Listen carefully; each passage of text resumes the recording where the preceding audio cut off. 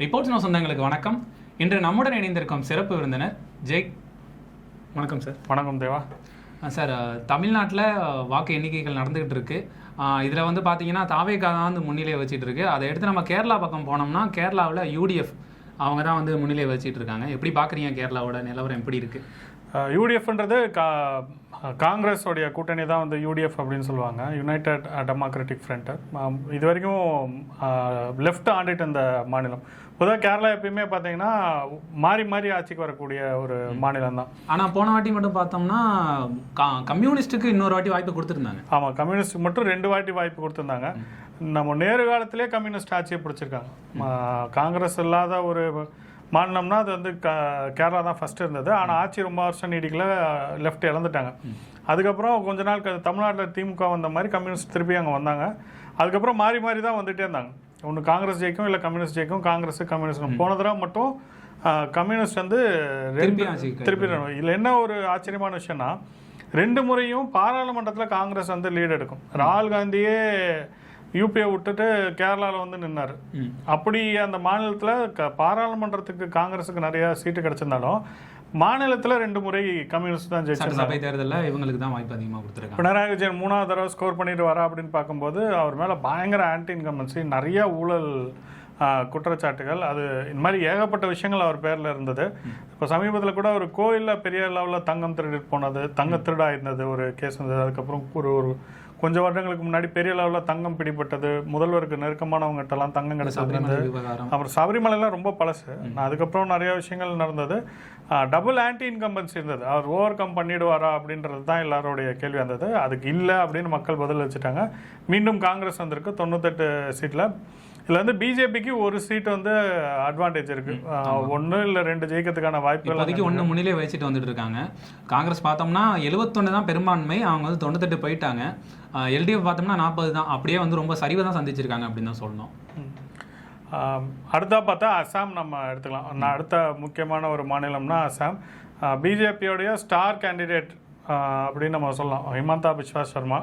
இந்தியாவில் ரொம்ப முக்கியமான அடுத்த கட்ட அரசியல் தலைவர்களில் ஃபட்னாவிஸ் இருக்கார், யோகி ஆத்னா இருக்கார், அதுக்கப்புறம் பிஸ்வா சர்மா 3 பேர் இருக்காங்க. ஸோ இவருடைய சொந்த மாநிலம் 3வது முறை அஸ்ஸாமில் பிஜேபி வந்து ஜெயிக்குது. அதுவும் 100 சீட்டு 126ல் 100 சீட்டுக்கு மேலே எடுத்து வந்து பிஜேபி ஜெயிக்குது. கிட்டத்தட்ட 80% மேலே அவங்களோட ஸ்ட்ரைக் ரேட் அப்படின்றது. 3வது முறை ஆட்சியை பிடிக்கிறாங்க, அதுவும் ஹையஸ்ட் ஸ்ட்ரைக் ரேட்டில் பிடிக்கிறாங்க. அப்படிங்கிறதுலாம் வந்து இது பிஜேபி எப்படி அங்கே வந்து மீண்டும் மீண்டும் ஒரு மாநிலத்தை எப்படி கைப்பற்றுறாங்க, அங்கே இருக்க காங்கிரஸுக்கு எப்படி ஸ்கோப்பே கொடுக்காம இருக்காங்க அப்படின்றதெல்லாம் நம்ம இதில் உதாரணமாக எடுத்துக்கலாம். இதில் என்னென்னா 10 வருஷத்துக்கு முன்னாடி பிஸ்வா சர்மா காங்கிரஸ்லேருந்து வரும்.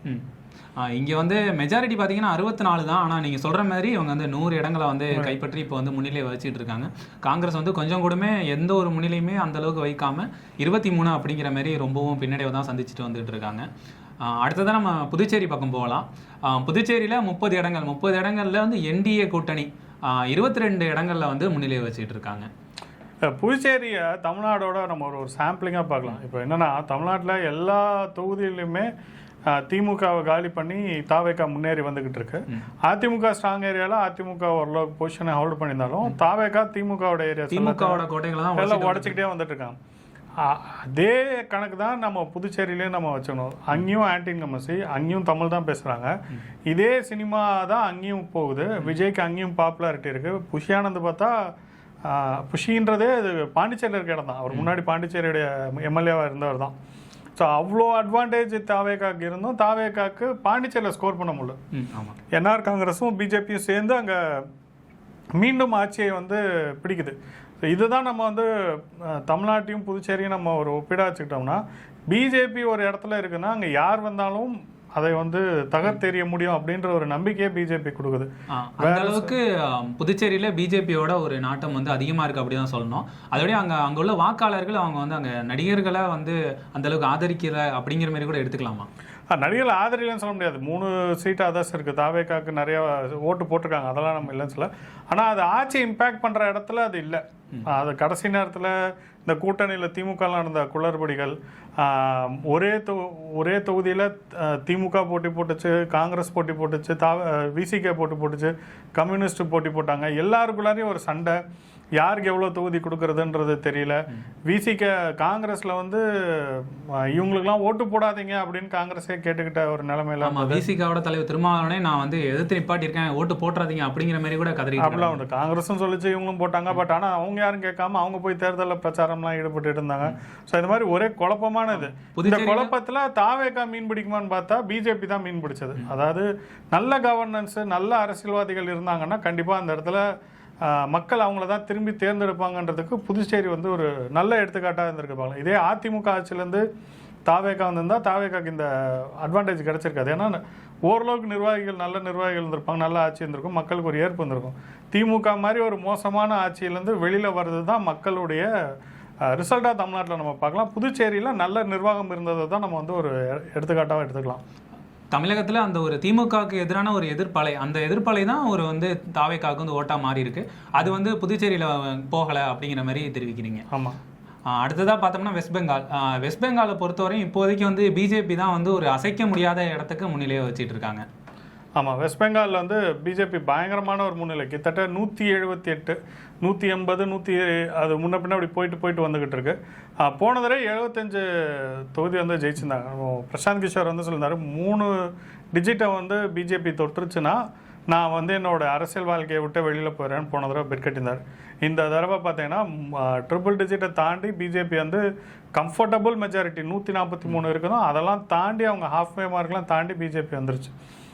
இந்தியாவிலேயே ரொம்ப இந்த 5 மாநில தேர்தலில் ரொம்ப முக்கியமான தேர்தல்னு எல்லாராலையும் பார்க்கப்படக்கூடிய ஒரு தேர்தல் அப்படின்னு பார்த்தோம்னா அது வந்து வெஸ்ட் பெங்கால் தான். ஏன்னா வெஸ்ட் பெங்கால் வந்து மற்ற மாநிலங்கள் மாதிரி திரும்பி ஒரே கட்சிக்கு ஓட்டு போட மாட்டாங்க. ஒரு கட்சி ஆட்சிக்கு வந்தால் குறைஞ்சபட்சம் 20 வருஷம் 30 வருஷம் அப்படின்ற வாய்ப்பு கொடுப்பாங்க. காங்கிரஸ் 20 வருஷம் ஆட்சி புரிஞ்சது.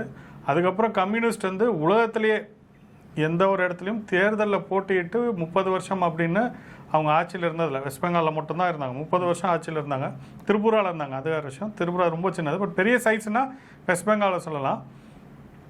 அந்த வெஸ்ட் பெங்கால் ஆட்சியை வந்து மம்தா பானர்ஜி முடிவு கட்டி அவங்க ஆட்சிக்கு வந்து 15 வருஷம் கண்டினியூஸாக இருந்தாங்க. ஸோ இப்போ பிஜேபி வந்திருக்கிறது பார்த்தீங்கன்னா வெஸ்ட் பெங்காலுக்கு இருக்கிறதுலே பெரிய அட்வான்டேஜ் அப்படின்னு தான் சொல்லலாம். பிஜேபி எங்கெங்கெல்லாம் போதோ அந்தந்த இடத்தெல்லாம் மாடர்னைஸ்டாக மாற்றிடுவாங்க. இப்போ அந்த மாநிலமே நம்ம பிஜேபிக்கு முன்னாடி பிஜேபிக்கு பின்னாடி அப்படின்னு நீங்கள் வந்து ஒரு கம்பேரிசனே போடுறோம். யூபிலாம் நீங்கள் போனீங்கன்னா அவ்வளோ பழமையான ஒரு மாநிலமாக இருந்தது. இன்றைக்கி யூபியில் 10 வழி சாலை போட்டு ஃப்ளைட்டை வந்து இறக்குறாங்க. அந்தளவுக்கு யூபியோடைய கட்டமைப்பு அப்படின்றது கூடியிருக்கு. இப்போ நம்ம இவர் திமுகவுடைய நிர்வாகி செந்தில் அவர்கள் சொன்னார், ஐடிஎல் கம்பெனிலாம் யூபியில் இருக்கா பீகாரில் இருக்கான்னு கேட்டார். அவருக்கு தெரியல. நொய்டா வந்து யூபியில் தான் இருக்குது. பெரிய ஐடி ஹப்பே பார்த்தீங்கன்னா யூபியில் தான் இருக்குது. பெங்களூருக்கு அடுத்தபடியாக இருக்கக்கூடிய பெரிய ஐடி ஹப் வந்து உத்தரப்பிரதேசில் தான் இருக்குது. அந்தளவுக்கு இன்ஃப்ராஸ்ட்ரக்சரை யூபியில் வந்து பிஜேபி வளர்த்து வச்சுருக்காங்க. வாரணாசி மோடியோட தொகுதி போய் பார்த்தா தெரியும். அந்த மாதிரி இனி வெஸ்ட் பெங்கால் வந்து தலையிலாக மாறப்போகுது அப்படின்றது தான் நம்ம எதிர்பார்க்கலாம். ஒரு கண்ணுக்கு தெரிஞ்சு ஒரு மாநிலம் ரொம்ப என்ன சொல்கிறது, வறுமை கோட்டு கீழே இருந்த ஒரு மாநிலம் இப்போ கம்ப்ளீட்டாக மாறப்போகுது அப்படின்றத நம்ம வெஸ்ட் பெங்காலை வந்து பார்க்கலாம். அடுத்து குஜராத் தான் நம்ம வந்து வெஸ்ட் பெங்கால் வந்து கருதலாம். இதில் ரொம்ப முக்கியமாக நம்ம பார்க்க வேண்டியது என்னென்னா, இந்த டிஎம்சியோட ஸ்ட்ராங் ஹோல்டு ஏரியா இருக்கும்.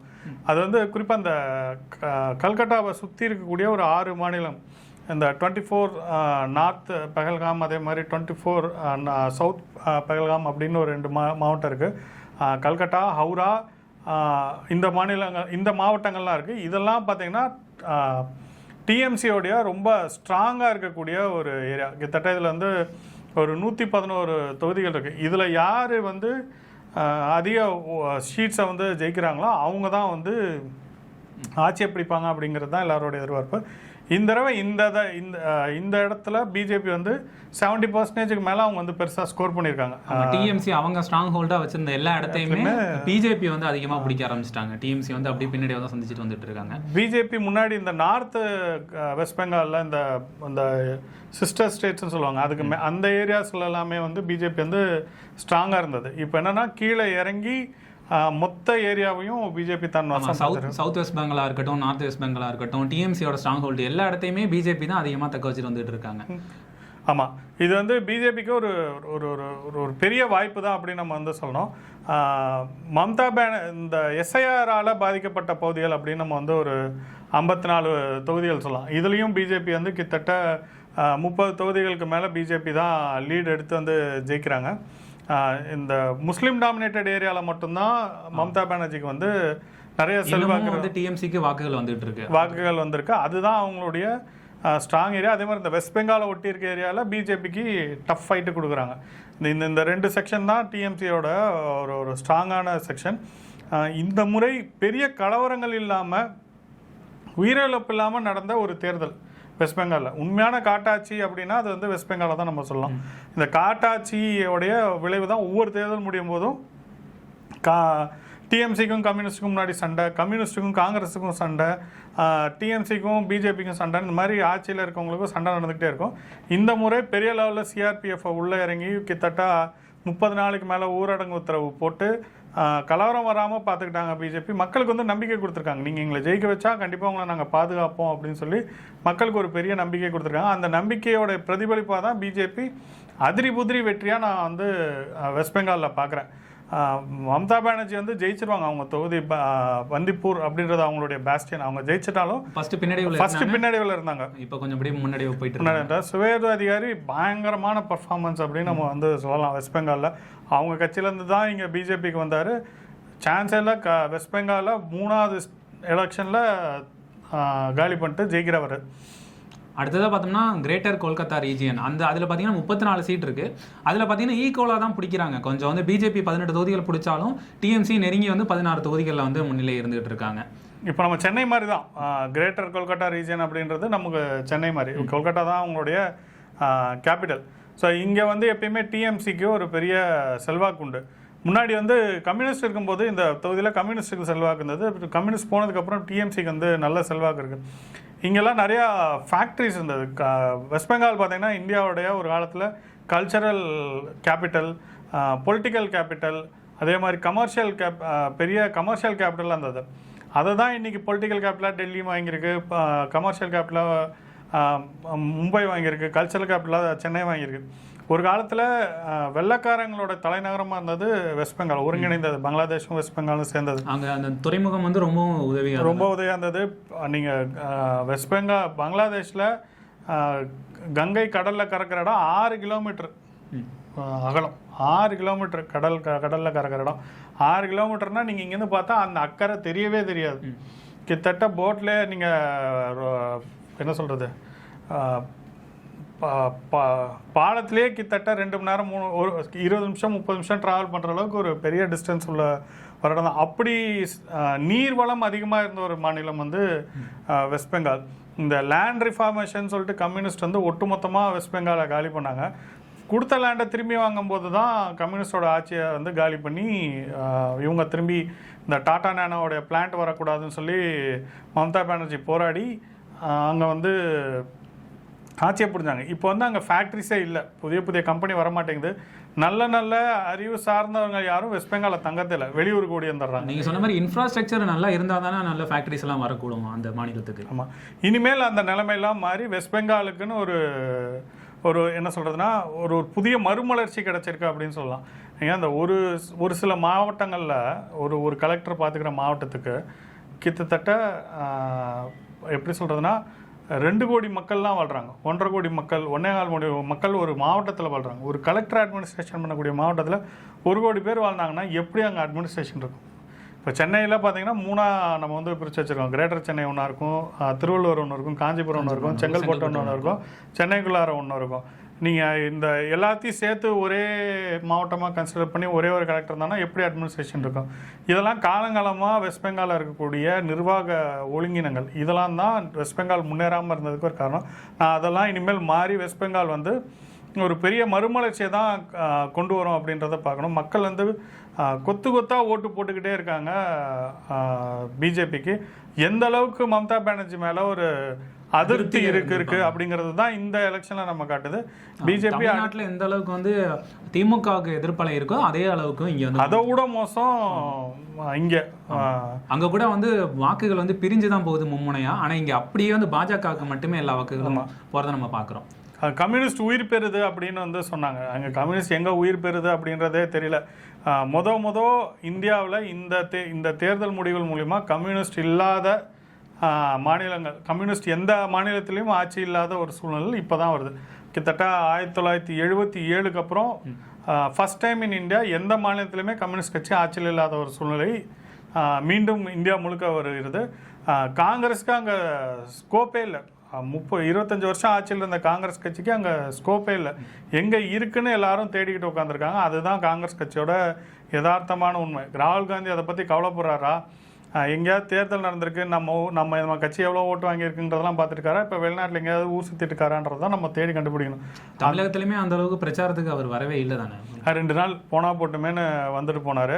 2 நாள் 3 நாள் வந்துட்டு போனார். செல்வ பிறந்தங்க 3ஆவது நாள் நீங்கள் எனக்கு பிரச்சாரத்துக்கு என் கூட வர வேண்டாம்னு சொல்லி அவரையுமே நிராகரிச்சிட்டாரு. அந்த மாதிரி தான் ராகுல் காந்தியோட நிலைமை இருக்குது. கூட்டணி கட்சிகளுடைய குளறுபாடுகள் தான் வந்து தமிழ்நாட்டில் திமுகவுக்கு பெரிய செட்பேக். அதுதான் நேற்று எல்லாருமே பேசியிருந்தாங்க. நான் கூட ஆட்சியில் பங்கு கேட்கறதுக்கு தான் இவங்கெல்லாம் பேசுகிறாங்களான்னு நினச்சேன். ஆனால் அப்புறம் தான் புரிஞ்சது இவங்க ஜெயிக்க மாட்டாங்கங்கிறதோடைய வெளிப்பாடை தான் நேற்று கம்யூனிஸ்ட் கட்சியோட பாலகிருஷ்ணன், அதே மாதிரி திருமாவளவன் அவர்கள், வைகோ அவர்கள்லாம் நேற்று பேசினது நேற்றே தெரிஞ்சிருக்கு. அவங்க தாவேக்காக தான் சப்போர்ட் பண்ணது இப்போவே தெரிய வருது எல்லாமே. ஆமாம். ஸோ நம்ம வெஸ்ட் பெங்காலுக்கு திருப்பி வந்துடலாம். குறிப்பாக இந்த முஸ்லீம் டாமினேட்டட் ஏரியாவில் வழக்கம் போல் டிஎம்சிக்கு ஒரு நல்ல ஸ்ட்ராங் ஃபுட்பால் இருக்குது. 54 தொகுதி இருக்குது. அதில் 32 தொகுதிகளை வந்து டிஎம்சி தான் எடுக்கிறாங்க. 13 தான் பிஜேபி வருது. மிச்சதுக்கு இன்னும் வாக்குன்னு என்ன பண்ணல. பட் அதுவும் பெருசாக டிஎம்சிக்கு தான் போகும். அதெல்லாம் இந்த பார்டர் தொகுதிகளாக இருக்கும். அங்கே பங்களாதேஷ்லேருந்து உள்ள ஊடுருவி வந்த முஸ்லீம்கள். ஆமாம், அவங்களோட இதெல்லாம் அங்கே தான் நிறைய என்ன சொல்கிறதுனா டிஎம்சிக்கு பயங்கர ஸ்ட்ராங். அவங்கள பாதுகாக்கிறதுக்கு தான் இந்த எஸ்ஐஆரே வேண்டாம் அப்படின்னு அவங்க வந்து சொன்னாங்க. இந்த எஸ்ஐஆரால் பாதிக்கப்பட்டது ஒரு 94 தொகுதி, கிட்டத்தட்ட 60 லட்சம் பேருக்கு மேலே கேஸ் கொடுத்துருக்காங்க. எனக்கு ஓட்டு போயிடுச்சு அப்படின்னு சொல்லி கேஸ் போட்டிருந்தாங்க. ஸோ அந்த பாதிக்கப்பட்ட பகுதியில் பிஜேபி வந்து பயங்கர லீடர் எடுத்திருக்கு. கிட்டத்தட்ட 53 தொகுதிகள் வந்து லீடர் எடுத்துருக்காங்க. இதுக்கு முன்னாடி 70 தான் மம்தா பானர்ஜி அவர்கள் வந்து எஸ்ஐஆர் இந்த நீக்கிறதுக்கு வந்து ரொம்பவும் வருத்தப்பட்டாங்களோ என்னமோ. அப்படியே மொத்த வாக்குகளுமே வந்து பிஜேபிக்கு போனதாக தான் பார்க்கப்படுது. ஆமாம், இந்த பிஜேபிக்கு போனதாக தான் பார்க்கப்படுகிறது. போன தடவை 72 தொகுதிகள் அந்த ஏரியாவில் வந்து மம்தா பானர்ஜி ஜெயிச்சிருந்தாங்க. இந்த தடவை அவங்க 37 தான் ஜெயிக்கிறாங்க. பிஜேபி வந்து 53 தொகுதிகள் அந்த ஏரியாவில் முன்னிலையில் இருக்காங்க. நம்ம இன்னும் போக போக நமக்கு இன்னமும் நிறைய டேட்டாஸ் கிடைக்கும், எவ்வளோ ஜெயிக்கிறாங்க அப்படின்றதெல்லாம் நம்ம பொறுத்திருந்து பார்க்கலாம். ஆனால் வெஸ்ட் பெங்காலில் தாமரை மலருது. சாதாரண மலர்ச்சின்னு சொல்ல முடியாது, மிகப்பெரிய வளர்ச்சியை வந்து வெஸ்ட் பெங்காலில் தாமரை வந்து தொடுது. சில சின்ன சின்ன கட்சிஸ் வந்து அங்கே ஜெயிக்கிறாங்க. அவங்க யாருன்றதை நம்ம பொறுத்திருந்து தான் பார்க்கணும். தொடர்ந்து பார்த்துக்கிட்டு இருக்கோம். வெஸ்ட் பெங்காலை பொறுத்தவரையும் பார்த்தீங்கன்னா பிஜேபி வந்து 182 இடங்களில் வந்து முன்னிலையை வகித்துட்டு இருக்காங்க.